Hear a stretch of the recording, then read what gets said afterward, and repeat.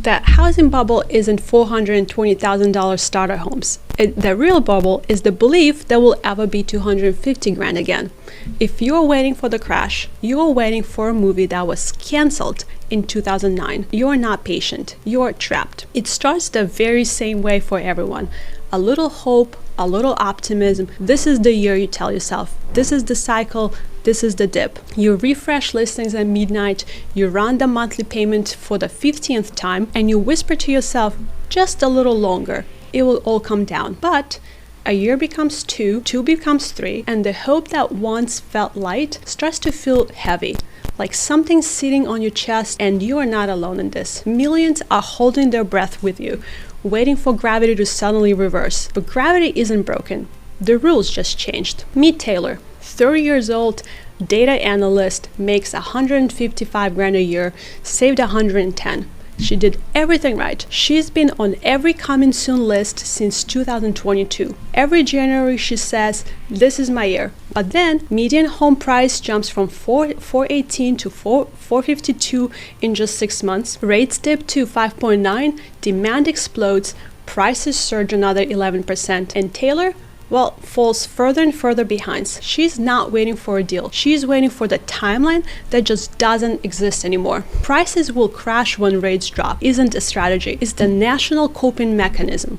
It's the bedtime story you tell yourself at night. Meanwhile, your savings quietly lose ground and someone else sets the price for you. Here's the truth nobody puts on TikTok. The Fed owns $2 trillion in mortgage-backed securities. If home prices fall just 15% nationally, it vaporizes $300 to $400 billion of their own holdings. They cannot let that happen. So they made a vow quietly, if prices fall, they will print.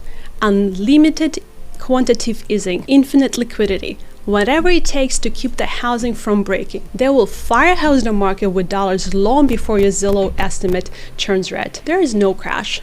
There is only levitation with extra steps. Here's the part they hope you overlook. 53% of mortgages are locked under 4%.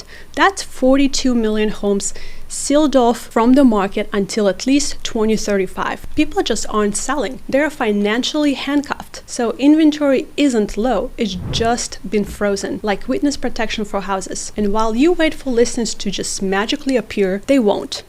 BlackRock added 47,000 homes in 2024 alone. They now own over 61,000 single-family homes in the United States, and that's only 0.06% of all US stock. But in the markets that you care about, they're everywhere. They're paying 25% over ask, all cash, no contingencies. They're not speculating. They're exercising a put option that was signed by the US Treasury. If housing falls, the Fed prints. If rents fall, the Fed prints.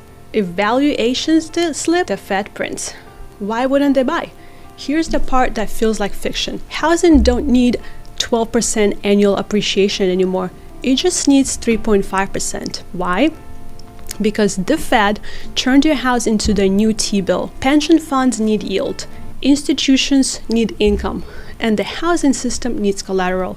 So as long as prices glide steadily upwards, even by a little, everyone on the upstream survives. And you fall behind 1% at a time. This isn't unprecedented. Japan didn't crash after 1990. They just flatlined for 30 years. Wages stagnated, prices stayed high. Everyone waited and waited and waited. America saw that playbook but added a twist. Flatline prices, but inflate everything around them. Your affordability shrinks, not the stickier price. So Taylor's 110 grand today, it buys 19% less of a house than it did in 2022. Your savings bleeding slowly, quietly, invisibly. So before another year turns your money into confetti, you've got two paths. Have option one, buy ugly fourplex that funds still ignore, let tenants ride the levitation for you. Or option two, You stay liquid at 5%. Become the only cash buyer in the room when the last boomer finally dies with a 2.9% mortgage and their kids want out fast. But stop waiting for the crash, because the timeline got deleted, and the real housing bubble isn't the price tag. It's the belief that prices are ever allowed to go down again. So imagine waking up in 2030 with no equity, no ownership, no leverage, and a rent check that has doubled while your wages chase it like a dog chasing Tesla. This is not a crash. That's a slow bleed of surrender. Washington didn't rig the game to let you win. They rigged it to keep you paying forever. Your parents bought at the bottom. You are being sold the myth that the bottom still exists. So stop waiting for gravity, get ruthless, get liquid, hack the system, because the elevator only goes up from here and the door on the stairs is locked. Comet levitation if the floor just disappeared under you. Send this to a friend who's still saying that I'm waiting for the dip, because the dip has just been banned. This is Thrive Network, and we'll see you on the next one.